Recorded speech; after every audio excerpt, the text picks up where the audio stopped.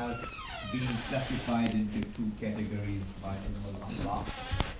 The first is al-faqru ila-Allah, being faqir towards Allah.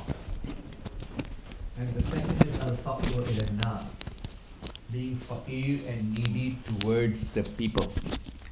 As far as al-faqru ila-Allah goes, this is something which is a matter of pride for every mu'min and every prophet and every imam alayhimus salam. And we are all supposed to feel proud for being needy and faqir towards Allah subhanahu wa ta'ala. When our holy prophet has said in his hadith, in his beautiful statement, although every hadith of his is equally beautiful, he says that wal faqru fakhri. Isn't it right? Wal faqru al-shari'atu aqwali wa tariqatu af'ali. Shari'at is the combination of my statements. Wal tariqatu af'ali, and tariqat is the combination.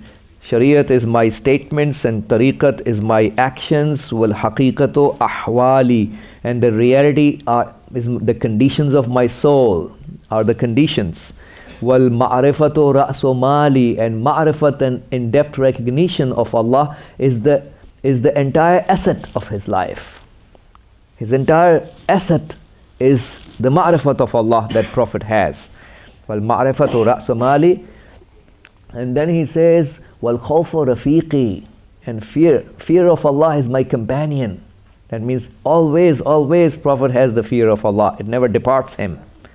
And then he says, and then the hadith says, wal faqru fakhri, and being faqir towards Allah, being needy towards Allah is a matter of pride for me.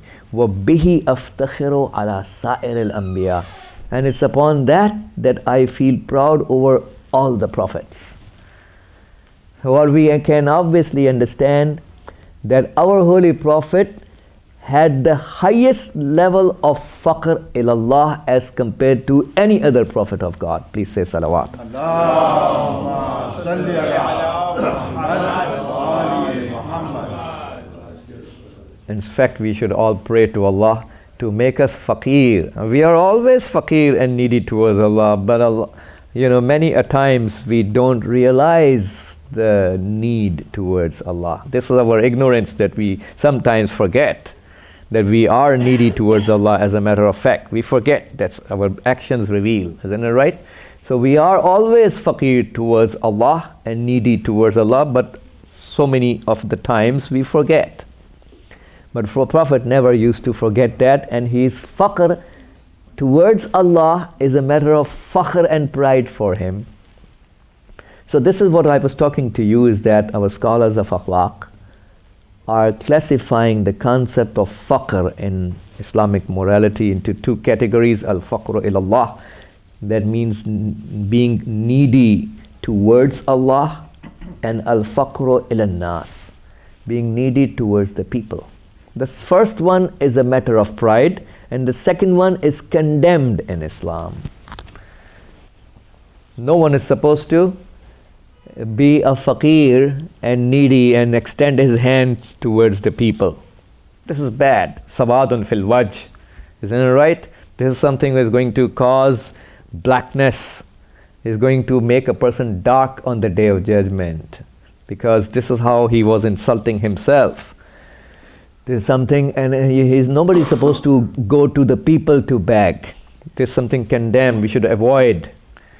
We should always have that much from Allah subhanahu wa ta'ala and pray from Allah to give us that much that we never end up being faqir towards the people.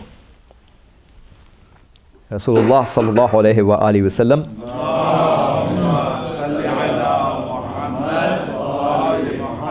was returning back from the janazah of a Muslim, and he found on his way back after the burial that some of the children in Medina are begging on the street. And Prophet was told that these are the children of the same person that you just buried. He left a lot of inheritance, but you know what? He never gave it to his children. When Prophet found out that this is the person of the same guy who was just buried, Prophet said, if you had told me earlier, I would not have buried him, wouldn't have let him be buried in the graveyard of Muslims. This is how much it is condemned in Islam. We don't give away what we stand in need. This is not what Islam is asking us, for you to give away what is your necessity of life so that you end up begging yourself. It is good to give away what you stand in need and give preference to others and do the isar and sacrifice, but on the condition that you yourself don't come to the street. If you give away and then you yourself have to beg on the street, then this is condemned. Ahlul Bayt alayhimus salam have been giving away what they stand in need themselves, but they were never begging on the street. That's the difference. So if we end up begging on the street, then it is condemned to give what you stand in need. You should have kept that thing with you so you don't become a beggar. Anta ahwaj ilayhi min ghayrika. That's how they say, you are more needy towards that thing than those who are other than you. So in Islam, al-faqru ila nas, being needy towards the people, is condemned. And we find that Islam is asking us not to pile up the money. When we earn the money from halal, we should be ready to spend it in the way of Allah subhanahu wa ta'ala, and keep that much which suffices our needs. This is the tradition of the Prophet and Ahlul Bayt alayhimus salam. Imam Hassan al-Mushtaba alayhi salam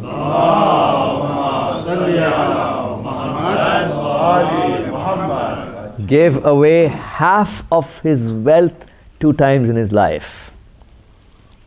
Half of his wealth. Isn't it right? You don't give away things that you yourself end up becoming faqir towards the people. Faqru ila nas.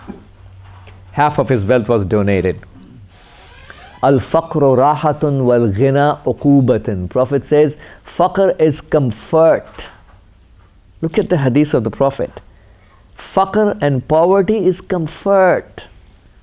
Our scholars, our urafa say, because you are comforted because here you don't have to worry about how to protect your money from the thieves and the governments. And there you are comforted in the hereafter because you don't have to be held accountable by Allah subhanahu wa ta'ala. Imam Ali has already said, fi halaliha hisabun wa fi haramiha iqab. In the halal of this dunya, there is accountability. In the haram of this dunya, there is adab, iqab, punishment. So we find that faqr is rahat. And all the followers of the Prophets and Ahlul Bayt throughout the history were fuqara and masakeen. This is exactly what the mushrikeen used to complain. You want us to become Muslims, so we also end up hanging around with whom? Salman, Miqdad, Abi Dhar, all these poor people around in the Medina.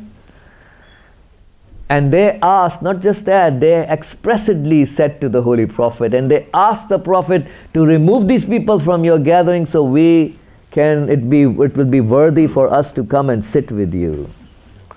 Look at the arrogance of some people, how much money makes a person arrogant. Tughyan, rebellion. Isn't it right? So it's all about money. कि पैसा अब हमारा है तो दीन भी हमारा चलेगा. जहाँ किसी को मोमिन का हमने इख्तलाफ हुआ ज़रा सा, वहाँ जाके $250 का खर्चा अपनी नई नॉन प्रॉफिट तंजीम कायम कर ली. पैसा मेरा है तो अब दीन भी मेरा चलेगा. अपना सेंटर बना के अपनी पॉलिसी इम्प्लीमेंट कर रहे हैं. अहले बैत की पॉलिसी की मौजूदगी में अपनी ज़ाती राय और अपनी मर्ज़ी को इम्प्लीमेंट किया जा रहा है. Isn't it right? We don't come here to worship your opinion. When you come to Islamic Center or Hussainiya or Masjid, please keep your opinions at home.